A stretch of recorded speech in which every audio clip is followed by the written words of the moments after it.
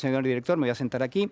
Carlos, ¿cómo estás? Buenas noches. ¿Qué tal? ¿Cómo te va? Bueno, qué gustazo después de tanto tiempo. ¿Cómo estás? ¿Estás bien? Muy bien. Bueno, la pandemia, ¿cómo te trató? Como a todo el mundo,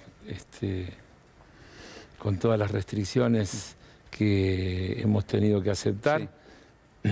Y ahora viviendo toda esta etapa en la que uno va reencontrándose con afectos, con actitudes, con cosas, que van desde poder festejar el cumpleaños a ir a la cancha. Por ejemplo. Sí, bueno, vamos a decirlo, ¿no? No sé, ¿terminó el partido de Boca o todavía está jugándose? Sí, ya está. Bueno, y Carlos vino al estudio, yo le agradezco mucho porque vos sos un fanático de Boca de toda la vida y no te perdés ningún partido. No, bueno, entonces, generalmente no acepto invitaciones cuando juega Boca. Bueno, así que te agradezco doblemente, vamos a hacer que valga la pena. Yo cuando pensaba en las declaraciones de Macri pensé en vos, la verdad. Vos has sido alguien que una y otra vez, incluso lo habías anticipado en su momento, antes de que Macri llegara al poder. Así es. Bueno, finalmente estamos acá sentados, tenemos una deuda enorme. Yo hacía la cuenta, son casi 8 o 10 presupuestos lo que tomamos de deuda con el Fondo Monetario Internacional. Sí, a ver, qué sé yo, uno lo podría encarar desde tantos lugares esto. Yo recién lo veía ahí en las pantallas a Cavallo, hablando en un canal de noticias. Sí, en La Nación Más, estaba hablando Cavallo, ¿no? Sí, y yo decía, yo me acordaba, cuando de la Rúa el gobierno de la Rúa lo trajeron a Cavallo. La convertibilidad explotaba, no daba más, a la Argentina no le prestaba a nadie un peso, y apostaron a que el supuesto prestigio de Cavallo, su fuerte vínculo con los Estados Unidos, etcétera, con el Fondo Monetario, iba a hacer que consiguiera a la Argentina oxígeno financiero. Acordate que estábamos con las cuasimonedas, era un desastre total. Y me acuerdo cuando Cavallo volvió de aquella gira por Estados Unidos y casi parecía Aldo Ferrer, porque dijo, nos tenemos que arreglar con los recursos propios, porque no nos prestan más. Bueno, eso terminó en diciembre del 2001, sabemos cómo terminó, ¿no? Carlos, ¿vos ves que existe un interés por plantear algo parecido a la convertibilidad que puede surgir en las próximas semanas o en los próximos meses en la Argentina? No. Ellos son profetas del ajuste en cualquiera de las variantes. Es decir, se hable lo que se hable, te van a decir hay que achicar el déficit fiscal, hay que restringir la emisión de moneda, y a partir de ahí, bueno, desde la brutalidad de alguno que te dice hay que echar 1,5 millones de empleados públicos, o cosas por el estilo.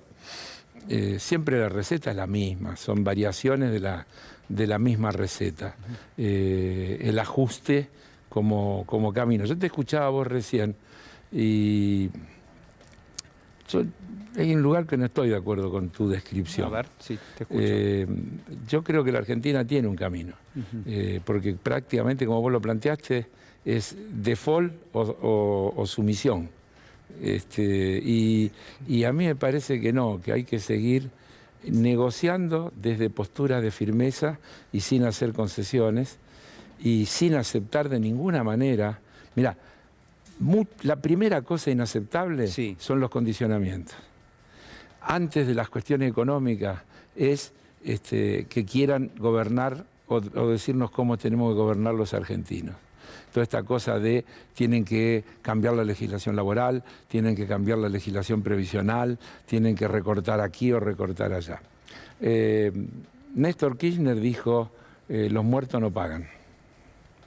Y nuestro actual gobierno está diciendo, primero hay que crecer para después pagar.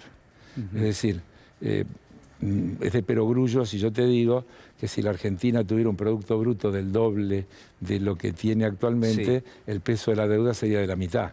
Es decir, por un simple análisis.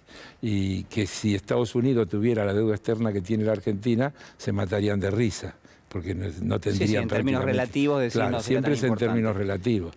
Entonces, la Argentina logró, porque nos vamos olvidando, la Argentina logró renegociar con los privados una deuda monstruosa que hoy hubiera explotado y no fuimos al default. Y se logró un acuerdo. Y ese acuerdo tuvo una importante quita y un importante periodo de gracia. Si volvemos a lograr algo parecido con la negociación con el fondo, y la Argentina tiene, se habla de que la Argentina está pidiendo no pagar hasta fines del 2025. Fines del 2025 es algo así como la mitad del próximo gobierno constitucional. Sí. Estaríamos con una disponibilidad plena de nuestros recursos durante 4 años, 4 o 5 años, donde toda esta coyuntura global que nos está favoreciendo por un lado y perjudicando del otro, que son el altísimo precio que tienen los commodities y en particular los commodities alimenticios, de los cuales Argentina es uno de los grandes productores mundiales, nos está dando esta cuestión de que vamos a cerrar este año con 15.000 millones de dólares de superávit de balanza comercial. Sí. Y yo te digo, si tengo despejado el horizonte de la deuda y tengo 15.000 millones de superávit de balanza comercial, estoy en condiciones de encarar un programa de crecimiento real, de inclusión social, de mejora a la distribución del ingreso, y yo creo que ese tiene que seguir siendo el camino y esa tiene que seguir siendo la apuesta. Bueno, yo coincido con la primera parte. Lo que pasa es que en un acuerdo a 10 años nos quedarían otros 5 años donde hay que pagar un volumen importante de deuda. Vos decís, bueno, por ahí se puede arreglar de nuevo más adelante. A ver qué decía el gobernador de la provincia de Buenos Aires sobre este tema. Lo compartimos. Me parece que vienen mintiendo hace mucho, pero cada vez que le ponen el micrófono a Macri no está bien guionado o se va un poquito de la línea que le dictaron, dice la verdad. Y la verdad es que la usaron para la fuga de capitales. Ellos se endeudaron durante los primeros 2 años con el mercado privado, digamos, con Wall Street, para simplificar. Le prestaron durante 2 años más o menos 100.000 millones de dólares y después le cerraron la canilla. Cuando le cerraron la canilla no podían ni devolver lo que habían tomado prestado durante su propio gobierno. Entonces tuvieron que ir al fondo para dejarles la salida abierta a los fondos de inversión que habían venido a especular a la Argentina. Eso es lo que está diciendo, es que está confesando que lideró el más veloz y catastrófico proceso de endeudamiento y fuga de la historia argentina. Sí, Carlos. No, de lo que dice Kicillof, totalmente de acuerdo. Yo te agregaría, Macri es un mentiroso serial. Todo este tiempo estuvo diciendo que se tomó deuda para pagar otra deuda y ahora dice, le pagamos a los bancos. Es mentira también, no es que le pagaron a los bancos. Estaban abiertas todos los canales para la fuga y todos los que vinieron a hacer carry trade, claro, bicicleta financiera, se fueron, se querían ir porque se dieron cuenta que la Argentina no le iba a poder pagar. Y entonces Macri, fiel a esos grupos económicos, fue a pedir otra deuda para permitir que esos acreedores recuperaran sus acreencias y se fueran. Bueno, pero ahí el dato central me parece que es que el propio fondo termina inyectando dólares en algo que tenía prohibido. Contrariando el propio estatuto del fondo, que es prestar para financiar fuga de capitales. Pero por eso él sigue protegiendo eso. Dice, le pagamos deuda a los bancos. Mentira, no le pagaron deuda a los bancos. Financiaron la fuga de capitales a través del sistema financiero internacional, porque la gente no se va con una valija con la plata, lo transfiere a través de los bancos. Pero vuelve a mentir, como cuando dice yo esto lo arreglaba en 5 minutos. A mí me da gracia. Lo arreglaba en 5 minutos. Es para llorar, ¿no? No, pero esperá. ¿Vos te acordás cómo lo arregló en 5 minutos también con los fondos buitres? Sí, claro. Lo llamó a Griesa y le dijo, ¿cuánto es? No se olvide de sumar los honorarios de los abogados de los acreedores. Y hay algún otro gasto que tengan. Ponga todo, por favor, no se olvide de nada. Pues me pagamos. Carlos, eso es arreglar. A ver, hay algo que me parece que está flotando en el aire, que es esto. Hay muchas demandas de parte de la sociedad. Atravesamos una pandemia, todavía estamos en ella. Sí. Hay cuestiones vinculadas a la inseguridad, hay cuestiones vinculadas al mercado de trabajo, a las dificultades con el salario, a la erosión del poder adquisitivo. ¿Cómo uno puede hacer para generar expectativa en la sociedad y al mismo tiempo describir el problema que enfrenta la Argentina, que no es solamente la deuda, pero donde la deuda es importante? Empezamos con la pregunta de cómo estaba, cómo me sentía. Sí. Estamos saliendo de una situación terrible. Y creo que el gobierno no ha podido llevar a la práctica ninguna de las políticas que se planteó por la que la ciudadanía nos votó. Y de ahí hay una demanda. Sí. Pero eso tiene que ver con que te encontraste con lo que te encontraste. Yo digo siempre una cosa, mirá, en diciembre de 2019, sí, la primer ley que sancionamos en esta gestión fue la de la emergencia económica. Dijimos que había 9 situaciones de crisis absoluta. Dijimos que estaba en crisis la economía, la finanza, el sistema sanitario, el sistema educativo, el sistema previsional, el sistema medioambiental. Declaramos 9 aspectos en emergencia antes de la pandemia. Vino la pandemia, hubo que redireccionar recursos, hubo que fabricar respiradores, cama, todo lo que hubo que hacer para amortiguar lo que hubiera sido muchísimo más grave si todo eso no se hubiera hecho. Entonces, claro que hay un montón, porque ya estaba todo ese montón de situaciones graves y muchas incluso se agravaron. Pero vamos a terminar este año,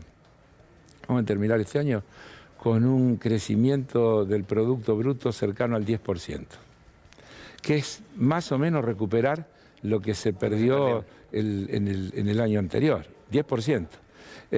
Se han recuperado algo así como 350.000 puestos de trabajo registrados. Falta muchísimo. Falta mucho, sí. El comercio minorista creció cerca de un 10%. ¿Por qué crece el comercio minorista? Sí, porque hay más Porque consumo. hay gente que está yendo a consumir. Sí. Y esos son todos signos positivos de un proceso de recuperación que hay que sostener y que es la clave para generar y recrear esas expectativas. Por eso cuando uno habla también de que la cosa no es la macroeconomía, sino la macroeconomía con la gente adentro. No, es la microeconomía. Claro, yo digo, es más eso, importante por la eso micro. estoy diciendo, con la gente adentro, con cosas que le den solución a la gente.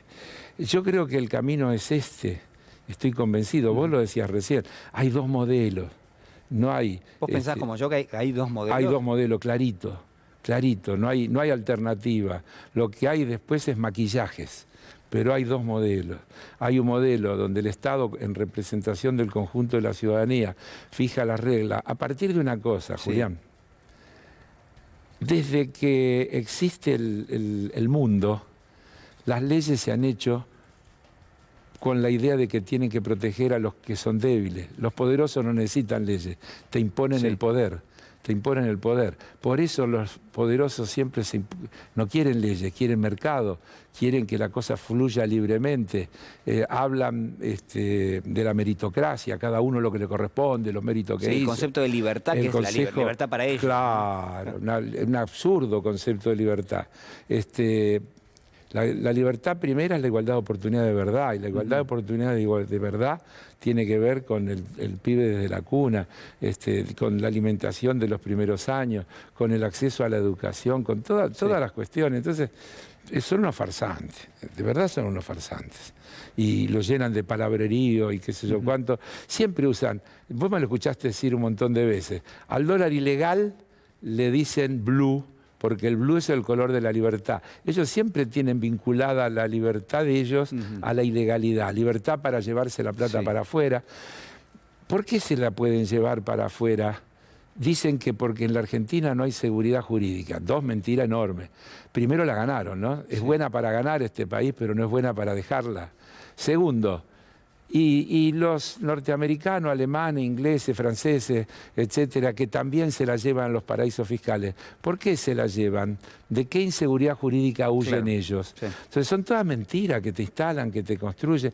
Vos sabés que la Argentina está teniendo en 2021 más inversión directa que en el 2019 y que en el 2018. Sí, muchos indicadores están dando por encima. Por inversión. Te están diciendo quién va a... Como dijo Macri, ¿quién va a invertir en la Argentina si para ganar plata tenés que evadir impuestos? No puede con el genio. Cada vez que habla, deja en descubierto quién es y lo que piensa. Por la campaña anti-argentinos. Carlos, muchísimas gracias. Gracias por la invitación. Muchísimas gracias.